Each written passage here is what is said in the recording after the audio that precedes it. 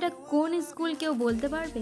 আর এই স্কুলে যদি কেউ পড়ো আর আমার ভিডিওটা দেখো অবশ্যই কমেন্ট করো। আসসালামু আলাইকুম এভরিওয়ান, আপনারা সবাই কেমন আছেন? আশা করছি ভালো আছেন। তো আমিও খুব ভালো আছি।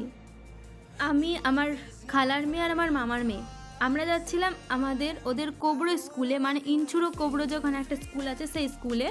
এই যে স্কুল, এই স্কুলটার আমি পুরো নাম ভুলে গেছি। তো কেউ যদি এই স্কুলে পড়ার আমার ভিডিও দেখো অবশ্যই আমাকে কমেন্টে জানাবে। আমি এই স্কুলে ফার্স্ট টাইম গিয়েছিলাম কারণ আমার মামার মেয়ে এক্সাম ছিল, আর আমি যেহেতু গিয়েছিলাম মামার বাড়ি, কারণ মামার বাড়ির ওখানে জলসা ছিল। তো ওর যেহেতু এক্সাম ছিল দুপুরবেলা থেকে, ও বললো যে দিদি আমাকে স্কুলে দিয়ে আসবে চলো। সত্যি কথা বলতে ওর স্কুলটাকে দেখে না আমার নিজের স্কুলের কথা মনে পড়ছে। আমি এইচএস কমপ্লিট করেছিলাম আমার জামগ্রাম জনধন ইনস্টিটিউশন থেকে।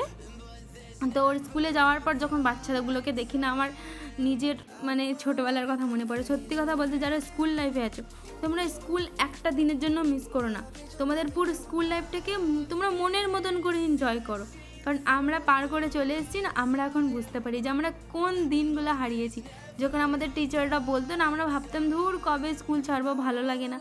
তখন আমাদের বড়রা বলতো যে তোরা এখন স্কুলে আছিস তাই তোদের কিছু মনে হচ্ছে না। কিন্তু সত্যি আজকে ফিল করতে পারি যে যদি আবার পিছনে ফিরে যেতে পারতাম তাহলে কতটা না ভালো হতো। তারপরে আমি ওদের স্কুলের দোতলায় উঠে যাই, যেখানে আমার বোনের রুমটা ছিল, মানে ওর যেখানে এক্সাম সিট পড়েছিল ওই রুমে আমরা যাই। কিন্তু স্কুলটা আমার দেখে ভালোই লাগে। ফার্স্ট টাইম স্কুলটাকে বাইরে থেকে দেখলে না মনে হবে কারোর বাড়ি, মানে আগেকার দিনে যেমন জমিদার বাড়িগুলো হয় তেমন টাইপসের।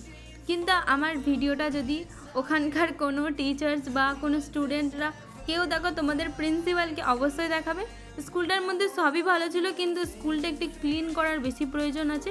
কারণ ওখানে পায়রাতে অনেক রকম নোংরা করে রেখে দিয়েছে, আর নোংরাটা অনেক দিন ধরে জমে জমে দুর্গন্ধ সৃষ্টি হচ্ছিলো, যেই কারণের জন্য আমি একটা স্কুল থেকে টিসি নিয়েছিলাম। তো যাই হোক, তো আমরা ওখান থেকে আবার বেরিয়ে রিটার্ন চলে আসি।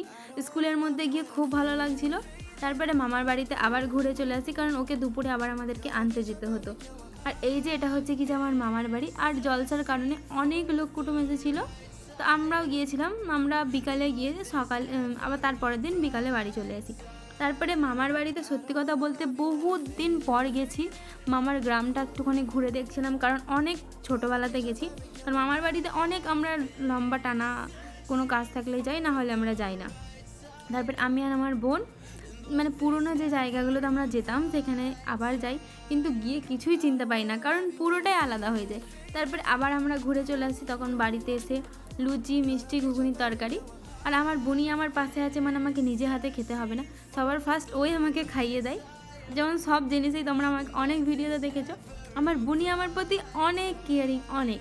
আর এটা হচ্ছে কি যে আমার সিক্রেটের ডাব্বা, মানে আমার লাইফের আর একটা প্রবলেম আমি ওর সাথে শেয়ার করতে পারি। আমার ভিডিও কেমন লাগলো অবশ্যই জানিও।